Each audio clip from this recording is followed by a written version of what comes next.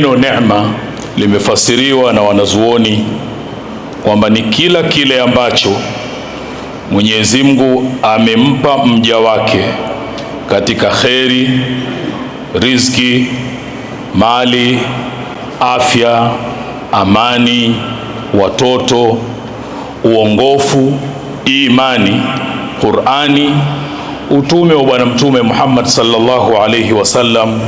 Hivyo wakaviorodhesha kwamba ni sehemu katika neema, lakini pia wakasema kuna neema za kidunia na kuna neema za akhera. Kuna neema za wazi na kuna neema za ndani. Wanazuoni wakatufasiria kwamba neema za wazi ni zile ambazo jicho la mwanadamu linazishuhudia na kuziona, kama afya, mali, uzuri, amani.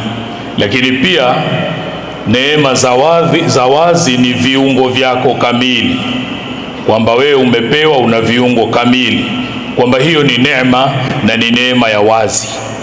Lakini vile vile wakasema miongoni mwa neema za wazi ni kupewa taufiki katika taa, kwamba wewe umefanikiwa, umepewa taufiki, unaweza kutekeleza ibada ya sala 5.